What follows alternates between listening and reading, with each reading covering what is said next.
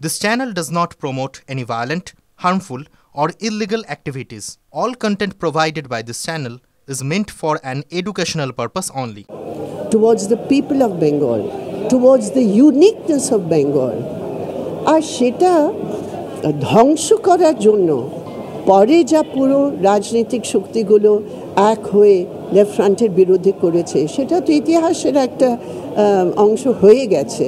কিন্তু ন্যাচারালি বুদ্ধদার এটাও আমাদের সব সময় মনে রাখতে হবে that Buddha was a communist. He was a very scientific minded person and his goal was socialism. His goal was the party program. That we cannot forget. যখন আপনারা বুদ্ধদার স্বপ্নের কথা বলছেন, বুদ্ধদার স্বপ্ন নিশ্চয়ই ওয়েস্ট বেঙ্গলের উন্নতি, কিন্তু বড় স্বপ্ন, বড় ভিশন ছিল আমাদের দেশের পরিবর্তন, আমাদের দেশের জন্য যা শোষণ হচ্ছে, যা ইনইকুয়ালিটি আছে তার জন্য কাজ করা। বাবুর একটা স্বপ্ন ছিল, সেই স্বপ্নটা তো আজ যে কোথাও তছনছ হয়ে গিয়েছে, হলদিয়া থেকে সিঙ্গুর থেকে সব তছনছ হয়ে গিয়েছে। এইটা তো একটা যুব সমাজ আইকন হিসেবে দেখতেন বুদ্ধদেব ভট্টাচার্যকে।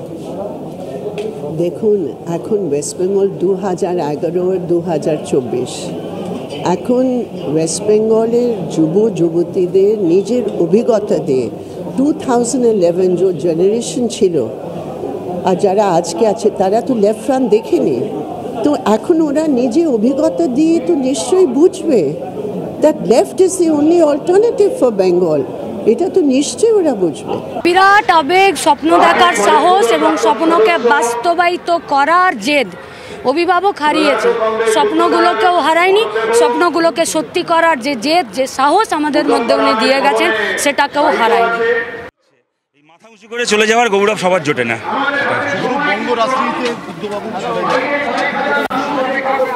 আমার নিজের ধারণা যে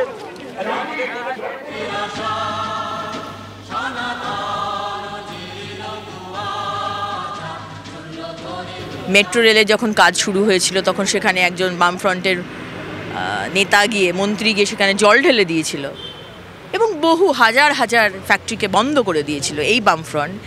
সেই বামফ্রন্টের মুখ্যমন্ত্রী, প্রাক্তন মুখ্যমন্ত্রী বুদ্ধদেব বাবু অন্তত রিয়েলাইজ করেছিলেন যে ছেলে মেয়েদের যদি চাকরি দিতে পারি তার জন্য ইন্ডাস্ট্রি দরকার। তার পদ্ধতি ভুল ছিল, কিন্তু চিন্তাটাকে আমরা সমর্থন করি।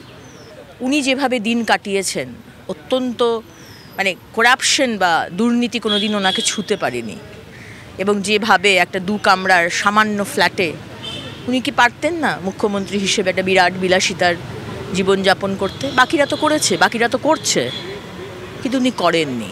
আমরা সেটাকে স্যালুট জানাই। উনি বারবার করে চাইতেন আমি কলকাতা থেকে রাজ্যের রাজনীতি করি, তো আমার তো বাবা ছিলেন। এখন হচ্ছে না, সেটা এখন হচ্ছে।